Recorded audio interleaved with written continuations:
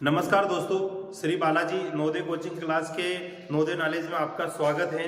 कहीं आप नवोदय के विषय में यदि कोई सा चैनल देख रहे हैं तो वह सही इंफॉर्मेशन वाला चैनल आप देख रहे हैं। अभी कुछ पेरेंट्सों का मेरे पास फोन आ रहा है, कुछ बच्चों का मैसेज आ रहा है कि सर इस बार क्या नवोदय विद्यालय में परीक्षा पास करने के बाद में, मेरिट लिस्ट लगने के बाद में क्या इस बार प्रोसेस चेंज हो गई क्या। तो कहीं ना कहीं बच्चों और पेरेंट्स के बीच में यह अफवाहें फैल रही है कि इस बार बच्चा परीक्षा पास करने के बाद में एक जो नेक्स्ट स्टेप होती है वो होती है इंटरव्यू की। तो क्या नवोदय विद्यालय में बच्चों को प्रवेश लेने के लिए इंटरव्यू से भी निकलना पड़ेगा क्या। तो यह मैं आपको बता देता हूं कि यह इंफॉर्मेशन पूर्ण रूप से गलत है। आपको किसी भी प्रकार से इंटरव्यू साक्षात्कार नहीं देना पड़ेगा। जो इंटरव्यू और साक्षात्कार के जो स्कूल है हमारे नवोदय विद्यालय में नहीं, वो सैनिक स्कूल में भी इंटरव्यू नहीं होते हैं, लेकिन राष्ट्रीय मिलिट्री स्कूल में इंटरव्यू होते हैं और कुछ न कुछ इसमें नंबर जुड़ते हैं, उसके बाद ही मेरिट लिस्ट आती है। सैनिक स्कूल में भी इंटरव्यू नहीं होते हैं और नवोदय विद्यालय में भी इंटरव्यू नहीं होते। तो आप किसी भी ये गलत इंफॉर्मेशन से डरे नहीं।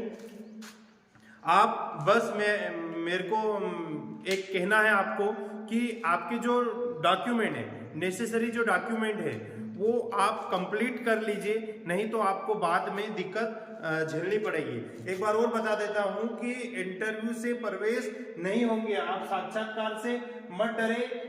बार बार बच्चे भी फोन लगा रहे हैं, पेरेंट्स भी फोन लगा रहे हैं कि सर इस बार इंटरव्यू की, नहीं तो हम बच्चों को तैयारी कराए, कहीं कोचिंग पहुंचाए। आपको कहीं भी करने की आवश्यकता नहीं है, आपको डॉक्यूमेंट कंप्लीट करना है। डॉक्यूमेंट नहीं कंप्लीट करोगे आप डॉक्यूमेंट कंप्लीट नहीं करोगे तो आपका बच्चा कहीं ना कहीं पिछड़ जाएगा। तो मैं आपको एक और नया वीडियो लेके आ रहा हूं कि कौन सा डॉक्यूमेंट कहाँ बनेगा, और मैंने एक पुराने वीडियो में बताया है कि कौन कौन से नेसेसरी डॉक्यूमेंट है। तो ये नेसेसरी डॉक्यूमेंट और आपको मैं काउंट करवा देता हूं। एक तो देखो आपका जन्म प्रमाण पत्र, एक तो जन्म प्रमाण पत्र है, दूसरा है आपका मूल निवासी का प्रमाण पत्र। ये दोनों बहुत ही ज्यादा मैंडेटरी है। तीसरी चीज है आधार।